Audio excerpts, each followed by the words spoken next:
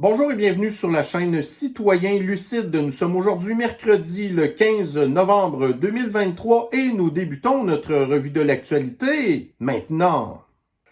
La Terre est sauvée. Alors nous avons ici le gouvernement qui, encore une fois, décide, tu sais, c'est ça, hein, c'est pas assez de voir, admettons, des municipalités comme Montréal qui bannit les plastiques à usage unique et ainsi de suite, ou d'autres municipalités. Mais non, là, il fallait que le gouvernement dise c'est moi qui décide. Donc là, ils veulent harmoniser, en fait, là, que tout le monde bannisse les plastiques à usage unique, les sacs, sûrement les pailles, probablement les ustensiles. Puis là, on nous parle encore ici là qu'il va falloir avoir une approche d'économie circulaire. Parce que ça, c'est le GIEC qui dit ça, c'est les mondialistes qui disent ça. Il faut faire chier la population parce que, tu sais, moi, quand je regarde dehors présentement, là, écoutez, je vois tellement des affaires qui se promènent dans la rue en plastique. Tu sais, nos rivières, ça a l'air comme en Haïti ou en Asie, là, genre, on voit plus l'eau pantoute, là, c'est rien que des affaires qui flottent, là, parce que ça, c'est la priorité au Québec.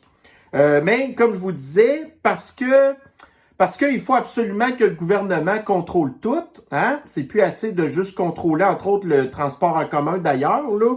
Ben, c'est ça. Il faut contrôler le fait que c'est eux qui écœurent la population.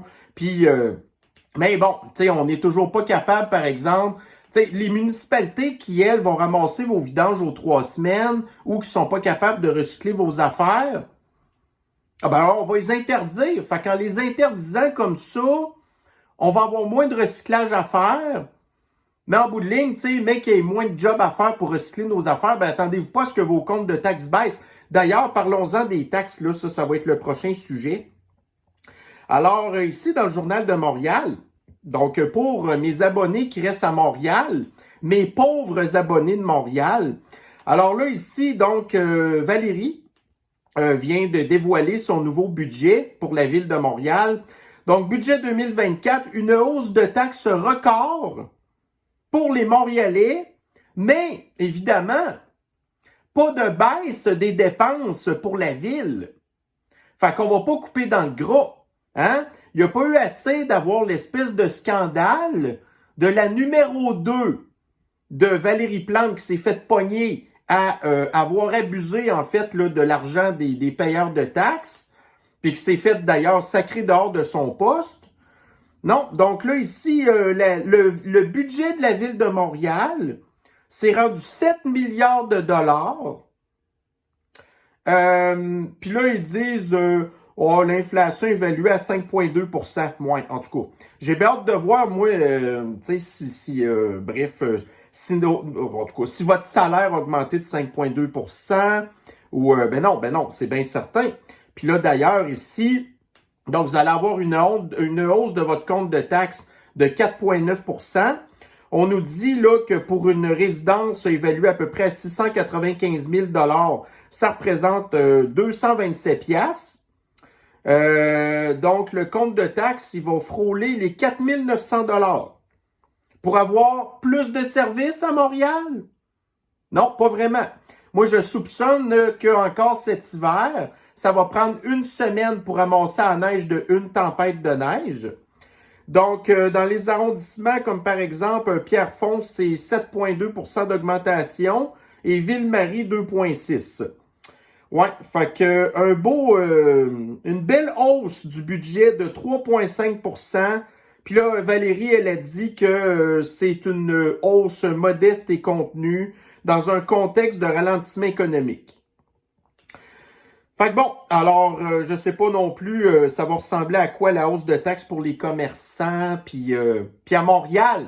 Vous pouvez nous le dire dans les commentaires. Est-ce que vous avez l'impression que vous avez plus de services? Mais non, mais non. Alors, c'est ça. Donc, je pense que j'avais un autre ici, une affaire. Voyez-vous, là, le budget de Montréal, sur le 7 milliards, OK, vous en avez déjà 715 millions qui va servir au transport collectif. Fait que ça représente dans le fond 10% du budget. Puis là, malheureusement, j'ai pas accès à ce texte-là, là. Mais là, on nous explique qu'on va continuer à faire des pistes cyclables, évidemment. Il va même y avoir un projet, je pense, d'une 40aine de millions de dollars pour faire une piste cyclable qui longe le REM. Donc là, vous avez le REM qui a déjà un trajet, mais là, vous allez avoir des pistes cyclables qui longent le REM. Donc, à quoi ça sert le REM d'abord si, en bout de ligne, vous avez des pistes cyclables? Là, j'ai bien de la misère à suivre un peu ça. Mais c'est ça. Donc, 40 millions pour ci, puis écoutez, des dizaines de millions qui revolent partout. Tous des projets que les Montréalais ont absolument pas du tout besoin, qui faisaient absolument pas partie non plus de toutes les priorités que je vous avais montrées dans un sondage l'autre fois. Fait que là, je me rappelle pas c'est quand les prochaines élections municipales à Montréal. Ça doit être probablement en 2025 aussi, je pense, comme à Québec. Fait que, ben, je sais pas. Écoutez, j'ai toujours encore la même affaire à vous dire. Si vous êtes capable de vous en aller de Montréal, faites-le, parce que ça ira pas en s'améliorant, là. Ici, vous avez Joe Hamel, qui nous fait remarquer, entre autres d'ailleurs, voyez-vous, là, on est encore à Montréal. Donc, un règlement municipal de la ville de Mont-Royal, ben, de la ville, en tout cas, ville Mont-Royal, là, qui oblige désormais les paysagistes, ben là, c'est tout le monde, anyway, à utiliser des appareils électriques pour faire le job, dont, entre autres, là, les souffleurs à feuilles puis des affaires de main. Fait que, ben, c'est ça. Fait que, qu'est-ce qu'ils font, ces gens-là? Ben, ils ont des génératrices dans leur boîte de pick-up pour les recharger. Pas le choix. Parce que, tu sais, il n'y a pas des bornes de recharge, ou bien, il faudrait que tu aies à peu près, je sais pas trop, moi, mettons, 20 souffleurs à feuilles électriques dans ta boîte de pick-up, parce qu'au bout de 20 minutes, quand il y en a un qui est fini, ben là, ça t'en prend un autre, là. Mais ça, c'est aussi aberrant que vous avez ici à l'écran un véhicule de la police municipale de la ville de Montpellier en France, qui est un véhicule qui, en arrière, on voit véhicule électrique, mais qui, sur le côté, il y a une installation qui a été, bon, qui sert à installer une génératrice au gaz pour recharger le véhicule quand il ne roule pas. C'est aussi ridicule que ça, l'extrême gauche. Moi, ça fait longtemps que j'ai essayé de pas comprendre comment est-ce que ça fonctionne dans leur tête, là. Puis là, on va faire un petit voyage à San Francisco. Alors, vous avez le sommet de l'APEC. Donc, ça, c'est comme une espèce de traité qu'il y a entre les États-Unis, entre autres, là, puis l'Asie, dont, entre autres, la Chine. Fait que là, vous avez la visite de Xi Jinping, le leader suprême de l'Empire suprême communiste de la Chine, qui, écoutez, San Francisco, si vous êtes un petit peu au courant, là, vous ne vouliez pas vous rendre là, il y a de ça à peu près 2 semaines, des tentes partout, la violence au bout, les zombies qui sont tous drogués, genre. Mais là, en l'espace de quelques jours, les autorités de San Francisco ont réussi à sacrer tous ces gens-là dehors et aller les remettre ailleurs. Ils ont tous nettoyé la ville au complet. Fait que là, Xi Jinping, lui, il est accueilli avec ben là, c'est plus rien que le tapis rouge, en fait. Donc, vous avez ici, voyez-vous, des images vous aviez le cortège, de plein de véhicules encore qui ont circulé en plein centre-ville de San Francisco. Et vous remarquerez que pour l'équivalent d'à peu près 20 drapeaux de la Chine, vous avez un drapeau des États-Unis. Fait que ça, c'est comme ça qu'on accueille le leader communiste, qui est un grand ami d'ailleurs du gouverneur de la Californie. Fait qu'on cligne la ville pour lui faire plaisir. Puis en plus, il y a des drapeaux de la Chine partout. Ouais.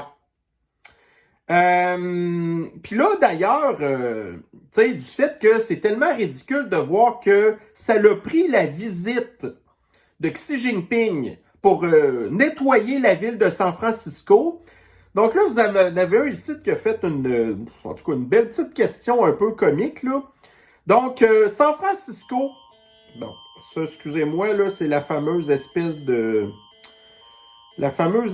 d'alerte qu'on a toutes reçue sur le téléphone, parce que là, il est actuellement 13h57. Bon, tu veux-tu bien décrisser? Merci.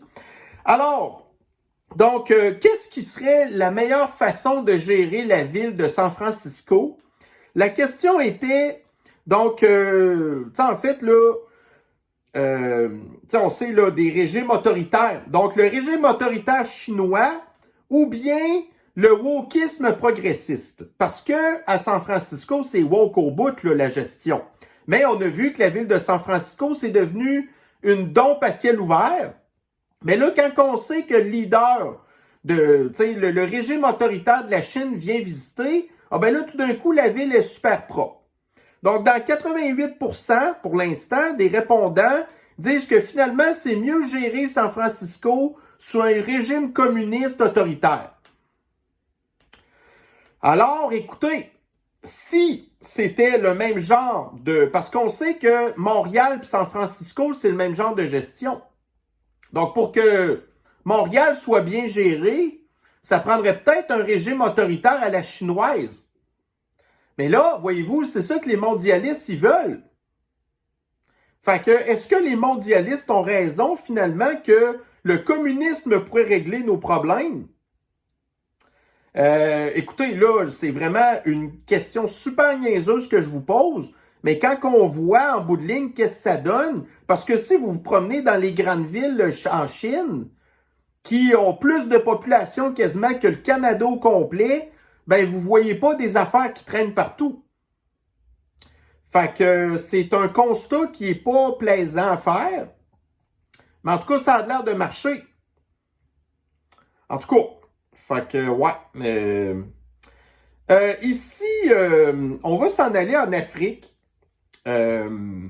parce que, tu sais, ça va nous ramener un petit peu, je vous parle régulièrement de l'immigration puis tout ça, puis vous savez que j'ai quelques problèmes avec ça.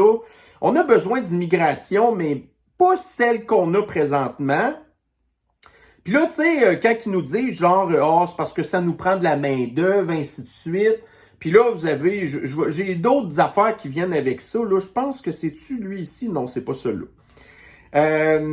OK, je vais attendre que l'autre article vienne, mais c'est pas grave. Mais tu sais, quand ils viennent nous dire genre, ouais, moi, j'ai un diplôme, là. OK, un diplôme en quoi? Ben, un diplôme d'ingénieur, là. OK, un diplôme d'ingénieur, en urbanisme, là, puis en infrastructure, des affaires de même. Ouais, OK, c'est bon. Mais c'est quoi le genre d'infrastructure que vous avez, vous, en Afrique? Alors, vous avez ici, écoutez, l'inauguration d'un pont en Afrique, là.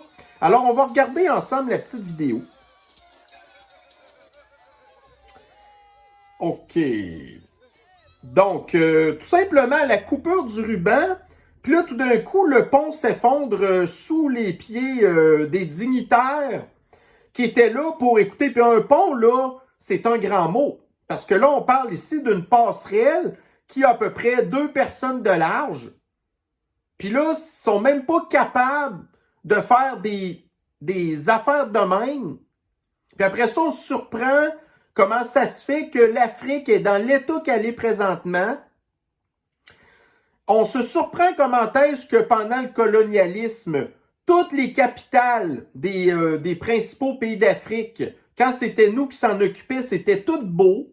Puis là, à cette heure, ça tombe tout en ruine. Puis là, vous avez ici, d'ailleurs, c'est juste ça, j'en reviens tout le temps à ça, mais c'est vraiment quelque chose que j'avais trouvé drôle. Des espèces de journalistes qui s'étaient rendus en Afrique pour visiter au Congo le seul réacteur nucléaire qui fonctionnait. Puis, ouais. Fait que c'était vraiment très drôle. Puis là, j'ai vu un autre article encore aujourd'hui. Il semblerait que c'est au Ghana, je pense, qu'il prévoit justement fabriquer un nouveau réacteur nucléaire. Mais là, c'est un petit réacteur nucléaire, donc c'est pas comme une centrale nucléaire en tout cas. Mais tout ça, ça va être géré par une entreprise canadienne, puis une chance, parce que sinon, je serais pas trop sûr du résultat. Fait que ça, c'est le genre d'immigration qu'on a ici. Ouais, fait que... Ensuite, mais là, on va revenir ici parce que nous non plus, honnêtement, on n'est pas vraiment trop capable de faire bien des affaires sur le sens du monde, là. Mais en tout cas, là, ici, vous avez dans la presse Alstom qui annonce un plan pour se désendetter. Fait que là, ils disent qu'ils vont sacrer 1500 personnes dehors, puis là, il faut qu'ils gèrent leurs affaires parce que là, ils ont des dettes, puis ils ont des problèmes de dépenses. Puis là, ce qu'on apprend, entre autres, là, c'est que, bon, tu sais, Alstom, aujourd'hui ou hier, en tout cas, ils ont dérouillé de 19% à la bourse. Ensuite, vous avez ici que la Caisse de dépôt et de placement, encore, qui est l'actionnaire le plus important d'Alstom. Et puis là, ici, vous avez, sur une période de 5 ans, l'action d'Alstom a perdu 68% de sa valeur. Ça, c'est l'argent de la Caisse de dépôt et de placement, là. Encore un Christie de mauvais investissement, de l'argent qu'on a perdu des milliards de dollars. Puis là, vous avez la Caisse de dépôt et de placement qui veut gérer le transport en commun de Québec. Puis là, il y a des rumeurs qui disent que le gouvernement puis la Caisse de dépôt et de placement, ça fait un bout qui se parle pour récupérer le projet de tramway à Québec. Puis que c'est Alstom qui aurait fabriqué le tramway de Québec. Puis là, pensez-vous qu'Alstom, que la Caisse de dépôt et de placement va pas s'organiser pour essayer de donner le contrat à Alstom qui est dans le trou, genre? C'est tout de la magouille, mais évidemment, c'est pas l'UPAC qui va faire la job d'aller enquêter sur ces affaires-là que nous, les lanceurs d'alerte, les journalistes indépendants, qu'on vous parle à longueur de journée.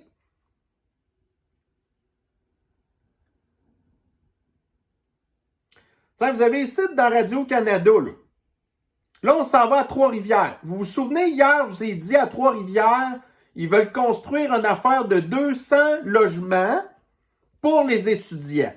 On apprend ici que 7% des étudiants étrangers à l'Université de Trois-Rivières font une demande d'asile. Puis ça, c'est tous des gens qui viennent de l'Afrique. Vous savez, les gens qui sont bons pour faire là, des petites passerelles là, en béton. Ouais. Fait que, puis là, vous avez genre la rectrice de l'université qui dit « Ah, mais c'est parce que c'est important d'avoir des étudiants de l'étranger parce qu'on a besoin de gens pour faire genre les recherches dans les laboratoires. » Fait que là, on importe ces gens-là ici. Puis là, ils nous parlent, écoutez, là, c'est encore plus ridicule. Là, ils nous disent, là, en Afrique, il y a eu des coups d'État. Puis là, tu sais, en plus, ça, c'est des gens qui fuient l'Afrique, puis que là, qui prétendent qu'ils font partie de la communauté LGBT, patente, de la communauté flyée, puis qui fuient l'Afrique parce que sinon, ils sont persécutés chez eux. Fait que là, on va construire des logements d'étudiants de ces gens-là qui, après ça, puis là, ça va être difficile. Fait que oui, c'est ça. On a besoin de l'immigration. De ça. Je sais pas. Pas sûr. Bon, ici, en Islande, ça, si vous n'étiez pas au courant, là, tu sais, l'Islande, c'est le long de la plaque tectonique de l'Atlantique. Là, je me souviens pas c'est quel nom. Puis, tu sais, il y a énormément beaucoup de tremblements de terre là-bas. Mais là, il semblerait qu'il y ait un des volcans qui soit entré bon, en tout cas, pas encore en éruption, mais il est sur le bord, là.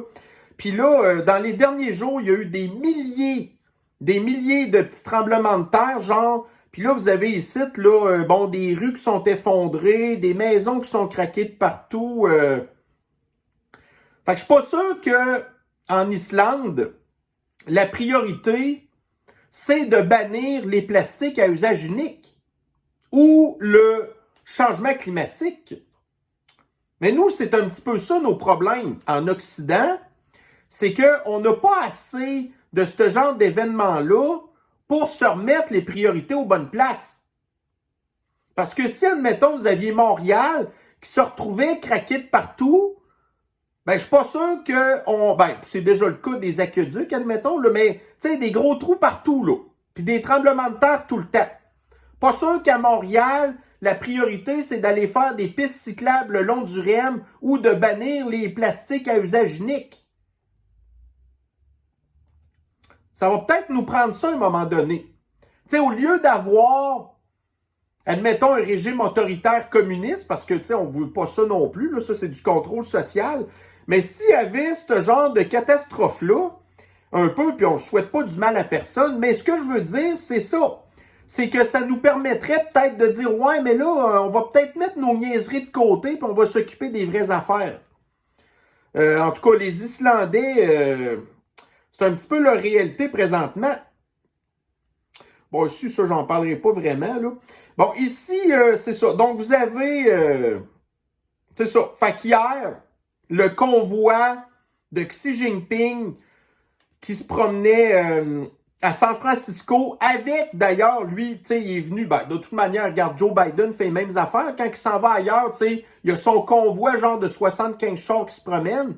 Mais là, la Chine, eux, ils ont amené l'espèce de limousine à eux, là, la Chine. Parce que, tu sais, vous savez, genre, aux États-Unis, ils ont The Beast, là, tu sais, qui pèse genre 9 tonnes, puis c'est une espèce de tank, là, avec un body de Cadillac. Mais les Chinois, eux, ils ont fait un peu la même affaire. Fait que, tu sais, je pense que c'est un peu... The Beast, il coûte... Combien que ça coûte, The Beast? Je pense que c'est 2 millions. Puis la limousine équivalente à Xi Jinping, c'est genre 700 000. Parce que nous, c'est sûr, il faut tout le temps que ça coûte plus cher nos affaires. Ensuite, les codes QR. Là, on parle pas du passeport de contrôle social absolu, genre, mais vous savez, les codes QR, il y en a partout à cette heure, hein? Faites attention à ça parce que, tu sais, si vous scannez un code QR, ben peut-être que vous allez vous faire frauder vos affaires, genre. Fait que j'ai vu ici une vidéo, là, c'est TF1. Donc, code QR, la nouvelle arnaque pour récupérer des coordonnées bancaires. Fait que si ça vous intéresse, vous irez jeter un coup d'œil, là. Fait qu'autant que possible, les codes QR, abstenez-vous. Bon, ici, ça peut peut-être être une bonne nouvelle, mais on verra. Bon. Fait qu'on revient à Québec avec le tramway, là. Puis là, sachant que c'était la ville qui allait s'en occuper, ben, vous aviez les paliers de gouvernement qui pouvaient donner de l'argent. Donc, le provincial, le fédéral, ainsi de suite. Mais là, depuis que c'est le gouvernement provincial qui va s'en occuper et que c'est, admettons, la caisse de dépôt et de placement, là, ça devient un projet privé, genre. Donc, à ce moment-là, ça veut dire que le projet ne serait plus éligible à recevoir de subventions du gouvernement fédéral, ce qui correspond à peu près à 40% de la facture. Fait que là, sous Bruno, on parlait d'une facture hypothétique de quasiment 9 milliards, donc 15 milliards. Là, le gouvernement provincial va arriver, la Caisse de dépôt et de placement va arriver avec un projet encore plus démesuré. Fait que là, on va parler peut-être d'une facture de 20 à 30 milliards. Puis là, là-dessus, le fédéral va en payer aucune partie. Est-ce que c'est la fin vraiment du tramway de Québec? En tout cas, on espère. Mais là, on le sait qu'ils vont probablement essayer de faire des pirouettes. Mais là, le problème, c'est que si, genre, Québec réussit à avoir une espèce de passe-droit, là, ça va faire une espèce de jurisprudence. Puis là, les autres provinces vont dire « Ouais, mais là, comment ça que vous donnez de l'argent à Québec, là, puis que nous, vous nous en donnez pas, blablabla, blablabla. » C'est ça.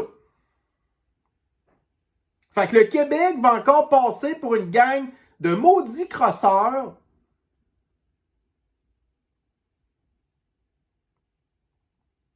Bon, ici, dans le devoir, fait que là, on apprend que... Bon, écoutez, les demandes des fonctionnaires provinciaux sont légitimes d'avoir des augmentations de salaire parce que ce qu'ils font, c'est qu'ils se comparent aux 125 députés qui se sont accordés une augmentation de salaire de 30%. Fait que là, les professeurs et les fonctionnaires s'attendent à avoir une augmentation de salaire autant. Mais là, ils n'auront pas ça. Fait que là, vous avez ici les enseignants de Montréal qui vont tomber à la fin novembre en grève illimitée.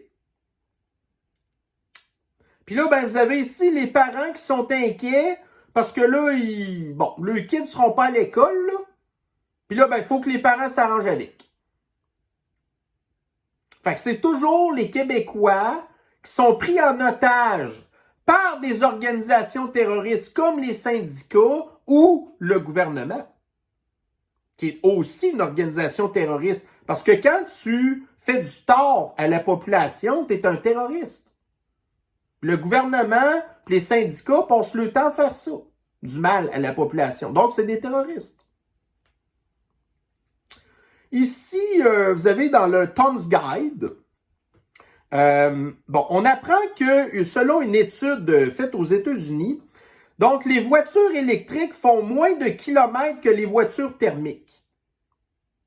Donc, dans la majorité du temps, les propriétaires de chars électriques roulent moins annuellement que les gens qui ont des chars à gaz. Mais on sait que pour qu'une voiture électrique, parce que là, tu sais, ça émet énormément de carbone, ça consomme énormément d'eau pour les fabriquer. Fait que pour, tu sais, en bout de ligne, amortir ça dans le temps, ben, il faut que le char électrique, il roule beaucoup. Mais là, on apprend que les chars électriques roulent moins que les chars à gaz. Donc, ça prend encore plus de temps pour, annuler l'empreinte carbone des chars électriques parce que ils roulent pas beaucoup. Parce que le monde se rend compte que le char électrique, ben, souvent, c'est des riches qui ont ça, puis c'est pas nécessairement leur véhicule principal. Puis ils servent de ça pour faire du petit viraillage pas loin. Parce que c'est comme ça, c'est moins efficace qu'un char à gaz. Fait que c'est un argument de plus contre les voitures électriques qui disent « Ah, ben non, mais écoutez, là, il faut que ça roule pour... » Mais en bout de ligne, il ne roule pas. Fait que c'est encore une christie d'arnaque, ça, les chars électriques, là. Ici, regardez bien ça, là. Là, on s'en va encore en Afrique. Donc, le Ghana appelle l'Afrique à s'unir pour obtenir des réparations pour l'esclavage. Tu sais, l'Afrique, là, dans le temps, mettons, des Égyptiens, mais l'Afrique, là, c'était, tu sais, leur job principal, c'était ça, de faire de l'esclavage. C'est eux qui fournissaient les esclaves à Jules César puis aux Égyptiens. Mais là, vous avez les Africains ici qui blâment les Blancs, encore, parce qu'il y a eu le triangle noir dans le temps de la colonisation de l'Amérique, ainsi de suite. Comme si, en bout de ligne, les Afro-Américains, en 2023, n'avaient pas bénéficié du fait qu'ils sont probablement, en tout cas, c'est pas vrai, là, mais mettons qu'ils ils ont plus de chances de réussir dans la vie en Amérique qu'en Afrique. Pourquoi est-ce qu'on irait vous donner des réparations à vous? Toutes les capitales des pays africains ont été bâties par nous. Puis après ça, vous n'êtes pas foutus de les entretenir. Puis quand on regarde comment est-ce que, depuis que la gestion, admettons, de l'Afrique du Sud est faite par des gens comme ça, ben l'Afrique du Sud n'a jamais été aussi mal en point. Mais non, on va aller quêter de l'argent de Ghana. Puis là, lui, le président du Ghana, ça doit être un gars riche encore, là. Hein? Pensez-vous vraiment que si l'Occident verse des milliards de dollars à l'Afrique en réparation, pensez-vous vraiment que la population africaine va en bénéficier? Quand vous regardez que ces gens-là, sont encore plus corrompus qu'en Ukraine. Fait que, va chier. Va chier. Non, désolé. Ici, nous avons... ouais. Donc là, si les choses continuent telles qu'elles continuent présentement au niveau, admettons, de l'économie, les émissions de gaz à effet de serre, tout ça, donc d'ici 2030, les émissions de gaz à effet de serre baisseraient de seulement 2%, alors que ça devrait baisser de 43%. Puis là, on a vu comment est-ce que le Grand Reset a déjà fait du tort à l'Occident, pas aux autres, parce que les autres s'en sacent, là, mais a tellement fait de tort à l'Occident, ça a résulté en une baisse de seulement 2%. Imaginez-vous de quoi ça aurait de l'air si on baissait nos émissions vraiment de 43%. Pas sûr qu'on veut ça, hein? Bon, puis ici, on revient encore au tramway. Donc, déjà, pour 57 millions de dollars d'acquisition de terrain qui ont été faites pour faire passer le tramway. Mais là, comme le projet, c'est à glace, là, le monde ne sait plus quoi faire avec ça. 57 millions. Puis là, on voit ici, c'est ça. Il a fallu acheter des commerces, puis c'est ça. Sacrer ça à terre pour un tramway que personne ne veut, puis qu'en bout de ligne, anyway, le projet il est tombé à l'eau.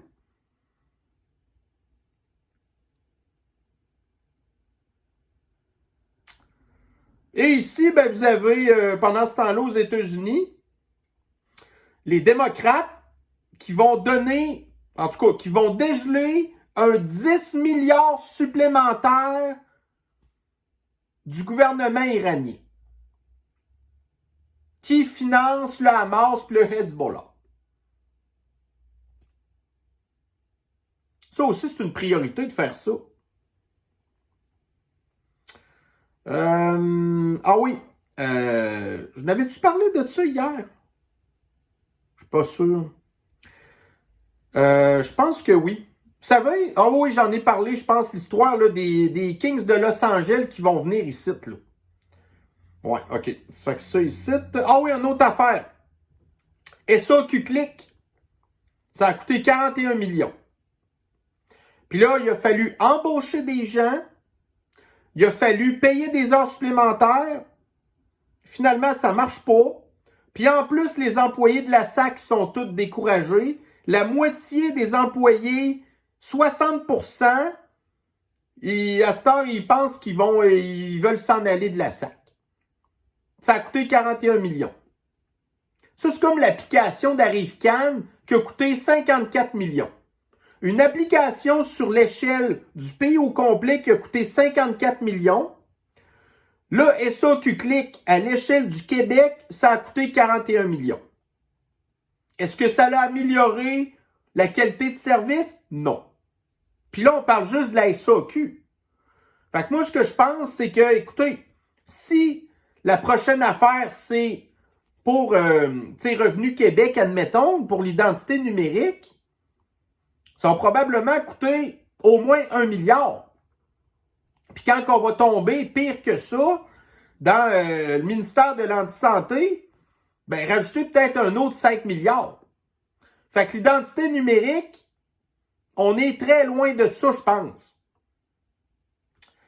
Alors, ceci va mettre fin à notre petite revue de l'actualité. Donc, je vais vous souhaiter évidemment une bonne fin de journée. Évidemment, prenez soin de vous. Évidemment, on se revoit très bientôt. Bye bye.